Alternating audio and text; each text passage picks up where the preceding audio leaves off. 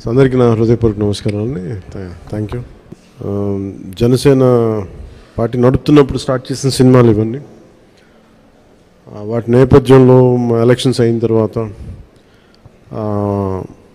పదవి బాధ్యతలు తీసుకున్న తర్వాత గవర్నమెంట్లో భాగస్వామ్యం తీసుకున్న తర్వాత చాలా కొంచెం ప్రత్యేక పరిస్థితుల్లో సినిమా చేయడం జరిగింది.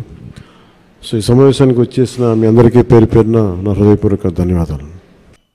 సనాతన ధర్మానికి సినిమాకి సంబంధం ఉంది కదా సార్, మీరు ఎప్పటి నుంచో ఈ మధ్య సనాతన ధర్మాన్ని అంటే ఇదేంటంటే మెయిన్గా ఇందాక అందరికీ ఇంటర్వ్యూస్లో అదే చెప్తున్నాను, ఇది ఆంధ్రప్రదేశ్కి చాలా కీలకమైనది అది ఈ పర్టికులర్ సినిమా. ఎందుకంటే కోహినూర్ డైమండ్ ప్రపంచవ్యాప్తంగా ప్రసిద్ధి, దాని చుట్టూ దాని రక్త చరిత్ర కూడా తెలుసు. అది అలాంటి కోహినూర్ డైమండ్ మన విజయవాడ కృష్ణానది తీరం దగ్గర మనకున్న కొల్లూరు ఒకప్పుడు వజ్రాల గనులు ఉన్నాయి, అక్కడ దొరికిన వజ్రం. అలాగే మన మచిలీపట్నం విపరీతమైన అంతర్జాతీయ స్థాయిలో ఎక్స్పోర్ట్ ఇంపోర్ట్కి లావాదేవీలకి చాలా నిలయం అది. సో అలాంటి చోట జరిగే కదా ఇక్కడ జరిగిన ఈ కోహినూర్ వజ్రం వెళ్ళి ఫైనల్గా కులీ కుతుబ్ షా నుంచి మొఘల్ ఎంపరర్ దాకా వెళ్ళి మొఘల్స్ పాలనలో దట్టు ప్రత్యేకించి ఒక నియంతగా ఉన్న సొంత తమ్ముడిని కూడా సొంత అన్నయ్యని కూడా దారా సిక్కుని చంపేసిన ఔరంగజేబ్, తండ్రిని ఖైదులో పెట్టించిన ఔరంగజేబ్, అలాగే హిందువుగా బతకాలి అంటే పన్ను కట్టాల్సిన సమయం, అలాంటి పరిస్థితుల్లో తీసుకొచ్చి దేవాలయాలు కూల్చేసిన ఔరంగజేబ్, అలాంటి ఔరంగజేబ్ ఆసీనుడైన ఆసనం మీద నెమలి సింహాసనం మీద ఉన్న కోహినూర్ని హీరో పాత్ర ఇవ్వబడుతుంది, అది తీసుకురమ్మని అది అసైన్ చేయబడతారు.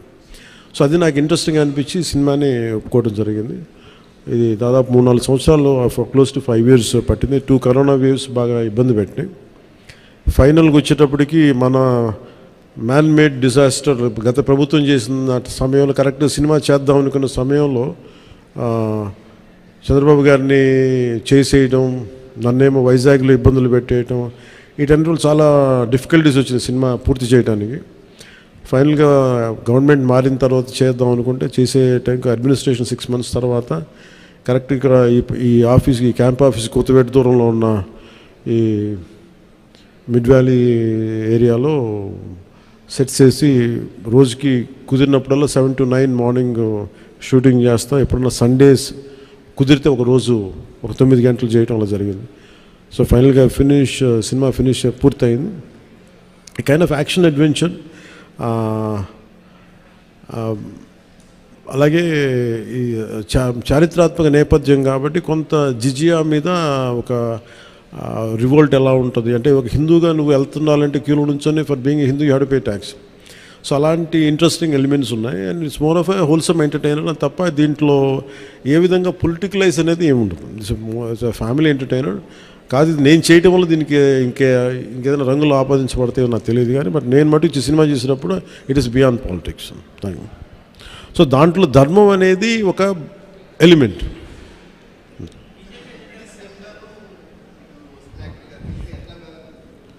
సార్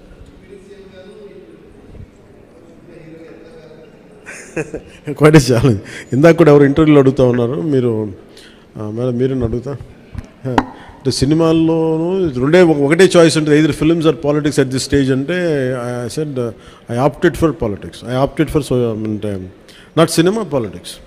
సో అందుకని నా ప్రయారిటీ పాలిటిక్సే అడ్మినిస్ట్రేషన్ పెట్టి నాకంటూ కొంత టైం అనుకున్నప్పుడు దాన్ని బట్టికే కేటాయించడం జరిగింది. అట్లా సాధించాను. ఏ సినిమాకి చేయని విధంగా ఫస్ట్ టైం ప్రమోషన్స్లో దిగారు మీరు. ఇది చాలా ప్రత్యేక పరిస్థితులు ఉన్నాయి సార్. నేను మామూలుగా అయితే చేయను. అంటే నా వల్ల నిర్మాతలు నష్టపోయారు. అది కూడా ఎలా నష్టపోయారు, 1 corona, 2 natural disaster, 2 natural disasters, ఇంకోటి man made disaster, administration disaster, ఇక్కడ పొలిటికల్ ఇది ఇక్కడ. సో మూడిటికి నిర్మాతలు బలైపోయారు. సో దానికి నేను ఒక నైతిక బాధ్యత వహించి లేట్ అయిపోయిన సినిమాని ప్రమోట్ చేయాల్సిన బాధ్యత నా మీద ఉంది. అంతేగాని ఎందుకంటే నాకు రెమ్యునేషన్ కూడా దీనికేమి అదే ఇంకా రేపు పొద్దున హిట్ అయితే నాకు తెలియదు. కానీ సో అలాంటి పరిస్థితుల్లో రిలీజ్ చేశాను. ఎందుకంటే ముందు సినిమా ఆడాలి, సినిమా రిలీజ్ అవ్వాలి, నిర్మాత బయటపడాలి అన్న సదుద్దేశం. అది కూడా ఏంటంటే నేను పాలిటిక్స్లో ఉండటం, గత ప్రభుత్వం చేసిన మ్యాన్ మేడ్ డిజాస్టర్స్ వీటన్నిటి వల్ల నలిగిపోయిన దానికి బలైపోయి నేను పొలిటిక్స్లో ఉన్నాను కాబట్టి బలైపోయారు కదా, ఇబ్బందులు పడ్డారు నిర్మాతలు. అందుకని వాళ్ళందరి తరపున నేను ఈ కనీసం ఈ ప్రమోషన్ చేయడం అనేది చాలా ఎసెన్షియల్ డ్యూటీ అనిపించింది నాకు. అంతమించి మామూలుగా అంత అవసరం ఉండేది కాదేమో. సార్ ఆ సినిమా తీసేటప్పుడు కొంత ఇబ్బందులు కూడా పడ్డట్టున్నారు మీరు. ఏంటి సార్? ఆ సినిమా తీసేటప్పుడు కొంత ఇబ్బందులు కూడా పడ్డట్టున్నారు, సమ్మర్లో కానీ నైట్ టైంలో షూటింగ్ చేయటం కానీ. అంటే ఎలా అంటే నేను అంటే ఇక్కడికి వెళ్ళి వైజాగ్లో అరెస్ట్ అయ్యి మళ్ళీ వచ్చి 4 రోజుల తర్వాత మళ్ళీ ఇలా చేశాను. అంటే అరెస్ట్ అంటే చూశారు కదా ఎలా పెట్టారు. అట్లాంటి పరిస్థితుల్లో మండు టెన్లో కానీ అంటే okay that's part and parcel, there is no complaint about it.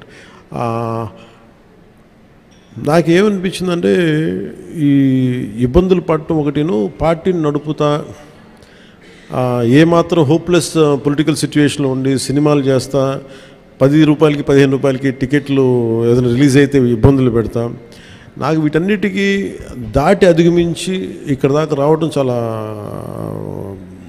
పెద్ద విజయం అనిపించింది. సో టఫ్ సిచ్యువేషన్ ఇక్కడ దాకా వచ్చి I'm grateful for the producers.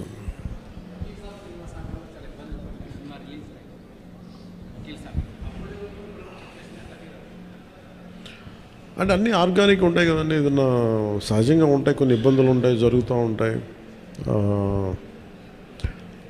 అంటే నాకేంటంటే నేను సినిమాని ఇప్పుడు అంటే నేను అది ఇప్పుడు మనం చాలాసార్లు నేను ప్రతి సభలో కూడా చెప్తాను, ప్రతి చిన్న పనికి కూడా ఒక చిన్నపాటి యుద్ధమే చేయాల్సి వస్తుంది.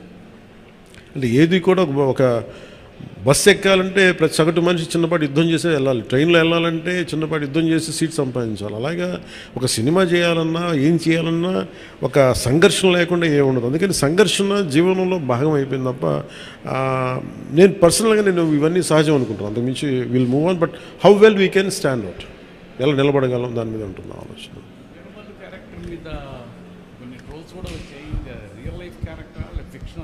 ఇది ఫిక్షన్ క్యారెక్టర్స్, అసలు వాళ్ళు ఎవరో మాట్లాడారు నా దృష్టికి తీసుకొచ్చారు కానీ అసలు సంబంధం లేదు. అది సర్వాయి పాపన్న గౌడ్ అని చెప్పి అసలు సంబంధం లేదు, దానికి దీనికి అస్సలు సంబంధం. ఇది వన్ ఈజ్ ఒక హై కాన్సెప్ట్. ఒకవేళ కోహినూర్ డైమండ్ని తీసుకొస్తే ఉంటుంది, దాన్ని కొర్లు మన ఈ మచిలీపట్నం పరిసర ప్రాంతాల్లో పెరిగే ఇలాంటి వాతావరణంలో పెరిగిన ఒకడికి ఈ బాధ్యత చెప్తే నిజాం నవాబు ఎలా ఉండొచ్చు, ఈ హై కాన్సెప్ట్.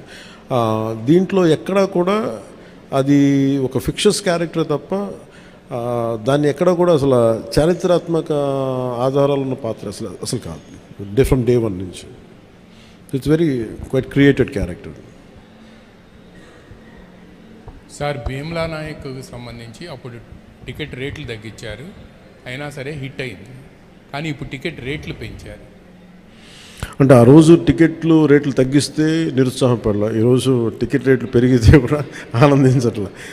భగవంతుని ఏదిస్తే తీసుకోవడం అంతే తప్ప ఈరోజు గవర్నమెంట్ ఉంది కాబట్టి అంటే ప్రత్యేకించి పవన్ కళ్యాణ్ సినిమాకి ఇస్తే నేను ఖచ్చితంగా అది నేను ఆనందించేవాడిని కాదు. కానీ ఇది అందరికి ఇచ్చారు కాబట్టి దాంట్లో నాకు ఇవ్వకపోతే అది వివక్ష చేసినట్టు ఉంటుంది, అది కూడా తప్పవుద్ది కదా. అందుకని I think it's part and parcel. ఆ రోజు అలా జరిగింది, ఈ రోజు ఇలా జరిగింది, అంతకుమించి దీన్ని వేరేలా చూడటానికి వెళ్ళలేదు. ప్రొడ్యూసర్ నష్టపోయాడనే దేనికి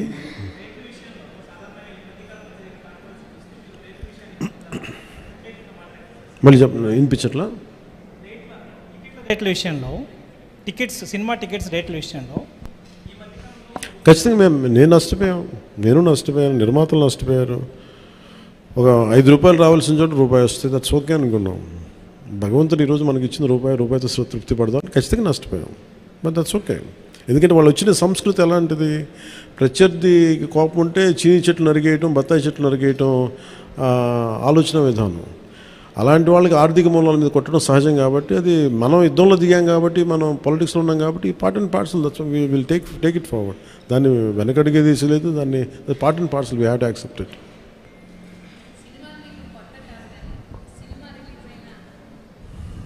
సినిమాలు మీకేం కొత్త కాదు, కానీ ఏ సినిమా రిలీజ్ అయినా అందరికీ కొంత నెర్వస్నెస్ ఉంటుంది, మీకు కూడా ఉంటుందా?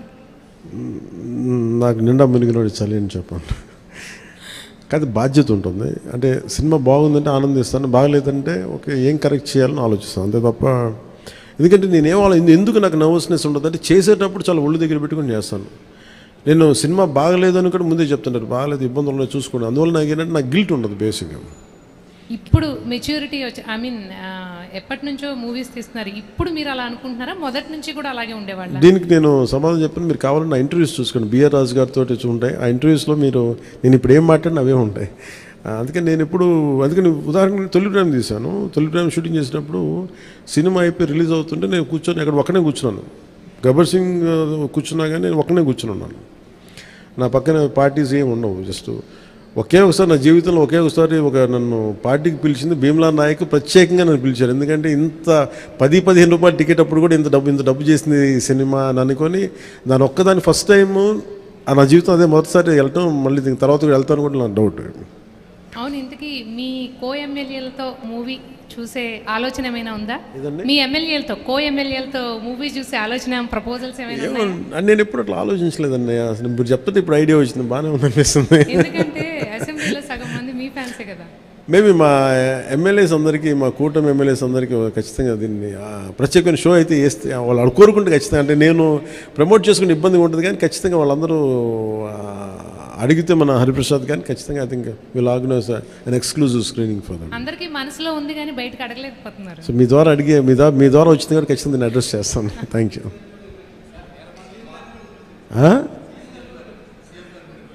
సీఎం గారు బిజీగా ఆయన సినిమాలు మా అయితే ఒక 5 నిమిషాలు చూస్తారేమో.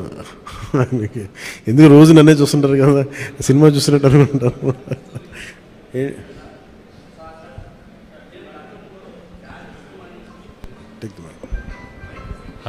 హలో, జానీ సినిమాని గతంలో మీరు డైరెక్ట్ చేసి ఆ టైంలో కొంత ఫ్లాప్ అనే ఇబ్బందికరమైనటువంటి వాతావరణాన్ని కలిగించుకున్నారు. ఈ సినిమాలో మీరు లాస్ట్ క్లైమాక్స్ మీరే డైరెక్ట్ చేశారని చెప్పేసి చెప్తున్నారు. దానికి అప్పటికి ఇప్పటికీ ఏంటి, ఎలాంటి చేంజ్ మీరు గమనించారు? అలాగే అంటే నేను జానీ నిన్న కూడా చెప్పాను. అంటే నాకు ఏమనిపించిందంటే ఒక సినిమా తీసేటప్పుడు చాలా నలుగుతూ ఉండే. నేను చెప్పేది సినిమా అనేది ఒకటే కష్టపడేది కాదు, ప్రతి ఒక్కటి ఈవెన్ ఒక చిన్నపాటి ఉపాధి శ్రామికుడు కూడా కష్టపడతారు, యుద్ధం చేయాలి పట్టుకోటి కోసం. సినిమా ఏంటంటే చాలామంది డబ్బులు చాలా గ్లామరస్గా కనిపిస్తుంది ఫిల్మ్ ఇండస్ట్రీ. దానికి నేను ఒక చిరంజీవి గారు లాంటి అన్నయ్య ఉండి, నేను సక్సెస్ఫుల్ అయిన యాక్టర్గా ఉండి, ఖుషి తర్వాత వరుసగా విజయాల తర్వాత కూడా ఒక జానీ అనే సినిమాని నేను డైరెక్ట్ చేసేది ఆడకపోయిన వెంటనే ఒక 5 రోజులు 10 రోజులు నెల రోజుల తర్వాత ఫస్ట్ షో పడింది, ఇది బాగలేదు అనగానే వెంటనే మొత్తం ఫైనాన్షియర్స్, డిస్ట్రిబ్యూటర్స్ అందరూ నా ఇంటి మీదకి వచ్చేసారు. మాకు డబ్బులు రావట్లేదు, ఇప్పుడు ఏం చేస్తామని. నా క్వశ్చన్ ఏముందంటే, మీకు డబ్బులు ఇచ్చినప్పుడు నాకు ఎప్పుడు ఎక్స్ట్రా ఇవ్వలేదు కదా, ఇప్పుడు డబ్బులు పోయినప్పుడు అది ఉండదు అక్కడ. సో నేను కంప్లైంట్ చేయట్లేదు. అంటే నాకు ఏమనిపించిందంటే, ఫస్ట్ టైము నాకు చాలా ఒక కాలంలో చెప్పిన అన్ని బంధాలు ఆర్థిక బంధాలు నాకు అది గుర్తొచ్చింది. నేను ఆ రోజు మొత్తం నా రెమ్యునరేషన్ తీసుకోలేదు, ఇచ్చేసాను. నాకేమనిపించిందంటే ఒంటరితనం అనిపించాను. అంటే ఇప్పుడు ఎలా ఉంది అంటే, గత ప్రభుత్వం చేసిన ఒక దుర్మార్గాలన్నీ నేను చేసేసి అందరూ నిందిస్తుంటే నేను ఎంత బాధపడాలో, సినిమా ఫ్లాప్ అయితే నన్ను బాధపడమని అందరూ అలా చెప్తా ఉన్నాను. నా ఉద్దేశం ఏంటంటే, సినిమా చేసాం, బాగలేదు, ఆడలేదు అంతే. కానీ దానికి ఏంటి ఏదో ఒక కొంపలంతా మునిగిపోయినట్టు ఇలా మొక్కలు పెట్టుకున్నారండి. అందరూ డీలా అయిపోయి ఓకే నష్టపోతే ఎంత నష్టపోయింది చూద్దామని చెప్పి ఫైనల్ నేను ఏం చేయగలిగింది, బాబు నాకు ఇచ్చిన రెమ్యునరేషన్ ఇది, నాకు రూపాయి వద్దు తీసుకోండి అని చెప్పి నేను ఇంకో 15 లక్షలు అప్పు నేను తీసుకున్నాను. దాని తర్వాత ఇంకోళ్ళ దగ్గర ఆ అనుభవం నన్ను చాలా బలమైన వ్యక్తం చేసింది. ఆ ఒక్క జానీ ఫెయిల్యూర్ నాకు ఎంత హెల్ప్ చేసిందంటే, పాలిటిక్స్లో హెల్ప్ చేసింది. నేను 2019లో ఓడిపోతే మళ్ళీ నాకు అదే గుర్తొచ్చింది. నేను ఎలా సర్వైవ్ అయ్యానప్పుడు failure is a part and parcel of growth. అది నాకు బాగా బలం ఇచ్చి, నిన్న ఒక నిర్మాత ఆ రోజు అన్ని ఇబ్బందులు లేవు, కానీ రత్నం గారు లాంటి వ్యక్తి ఒక చిన్నపాటి మేకప్ అసిస్టెంట్గా ప్రారంభించిన వ్యక్తి అంచెలంచెలుగా శంకర్ లాంటి వాళ్ళతో సినిమా తీసి పాన్ ఇండియా సినిమాలు తీసిన వ్యక్తి ఈ రోజున సినిమా రిలీజులకి ఇబ్బంది పడుతూ ఉంటే నాకు అనిపించింది చాలా బాధేస్తుంది. ఇది నాకు అందుకే నేను దగ్గరుండి ఈ సినిమాని ప్రేక్షకుల దగ్గర తీసుకెళ్ళాలనేది నిర్ణయించుకున్నాను. సో నాకు అందుకు అనిపించింది అన్నమాట. అందుకని నా జానీ అనేది ఎందుకు వచ్చిందంటే ఇంత ఫీబుల్గా ఉంటారు. అంటే మనీ దగ్గరికి వచ్చేటప్పటికి అందరూ నువ్వు చస్తావో పెడతావో తెలియదు కానీ మాకు ఇలా కట్టాలి అందు ఒకసారి ఇర్లాజికల్గా ఉంటుంది. సో అలాంటి సమయంలో నాకు ఆయన అండగా నిలబడాలి. అందుకని that's reason why I quote. అందుకని క్లైమాక్స్ ప్రత్యేకించి నేను ఎందుకు చెప్పానంటే అప్పుడు నేను ఒక కొన్నిసార్లు నేను బుల్డోస్ చేసుకుని వెళ్ళాల్సింది. కొన్నిసార్లు రైట్ నిర్ణయం మన మనసుకు తెలుస్తుంది యాజ్ అ ఫిల్మ్ మేకర్గా. కొన్నిసార్లు పక్కన వాళ్ళు మాటలు నేను లాస్ట్ ఎప్పుడు పక్కన వాళ్ళ మాటలు విన్నాను. కానీ ఈ ఫిల్మ్కి వచ్చేటప్పటికి ఈసారి ప్రత్యేకించి ఎట్టి పరిస్థితుల్లో నేను పాలిటిక్స్లో ఉన్నాను, సినిమాలు బాగా చేయడేమో అన్న సందేహం ఎక్కువ మందికి ఉంటుందని చెప్పి ప్రత్యేకించి శ్రద్ధ పెట్టి చేశాను. సో క్లైమాక్స్ కూడా ఎందుకు చేశానంటే నేను చాలా సంవత్సరాలు అయిపోయింది యాక్షన్ కొరియోగ్రఫీ చేసి. రియల్ లైఫ్లో వీళ్ళతో గొడవలు పడుతున్నాను, సినిమాల్లోనే యాక్షన్ కొరియోగ్రఫీ చేశాను. సో ప్రత్యేకించి ఆ particular episode it's close to my heart. చిన్నప్పుడు ఎప్పుడు పుస్తకాల్లో చదువుకున్నాం, హిందూగా బతకాలంటే జిజియాపుని కట్టాలి. సో ఆ బాధ ఏదో ఉండిపోయినట్టుంది ఎక్కడో. సో అది ఆ వెంటౌట్ తీసుకున్న అవకాశం దొరికింది, ఐ యూజ్డ్ ఇట్ అంతే. సార్ మనం చూసుకున్నట్లయితే లేదు తీసుకుని సార్ అన్నీ బాగుంటే తీసుకుంటాను. మనం ఈ మధ్యకాలంలో చూసుకున్నట్లయితే నిర్మాతలకి కొంతమందికి మాత్రమే థియేటర్లు ఉండిపోయినాయి, వేరే వాళ్ళ సినిమాలకి ఇబ్బంది పడుతున్నారంటూ కూడా కొంత కాంట్రవర్సీ వచ్చినటువంటి పరిస్థితి సినిమా పరిశ్రమ విషయంలో. అదే రేట్ల విషయంలో కావచ్చు, థియేటర్స్ దాని విషయంలో మీకు కూడా అలాంటిది అంటే థియేటర్స్ సరిగ్గా లభించకపోవడం కొంత నిర్మాతలు ఏమన్నా ఇబ్బంది పెట్టే అవకాశం ఉంటుందా గతంలో లాగా? అది ఎప్పుడు అలా పెడతారని నేను ఎప్పుడు అనుకోను. ఎందుకంటే థియేటర్స్కి ఫీడింగ్ కావాలి, బేసిక్ సైన్స్ అది ఎవరు అలా చేస్తారు నేను అనుకోను. కానీ ఒకసారి కొన్ని అనుకోని పరిస్థితులు వస్తూ ఉంటాయి, అది పెద్ద మనసు వదిలేయటం అంతా. సార్ ఇప్పుడు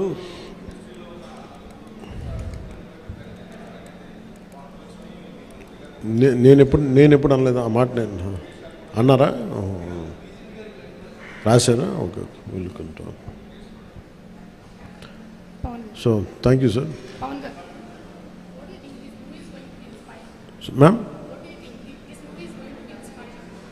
this movie is going to be?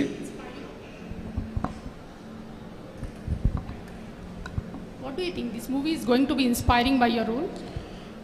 అంటే ఇన్స్పైరింగ్ ఇవన్నీ నేను చెప్పలేను కానీ I feel it is a wholesome entertainer. Once you get in to screen it will entertain you, it will hold on to you and it will by the time you come out of theatre you'll feel good about the film. That's what I felt. Maybe I hope the experience will be the same to everybody. Yes sir. Part 2 20% shooting chesam. We had done 20 to 30%.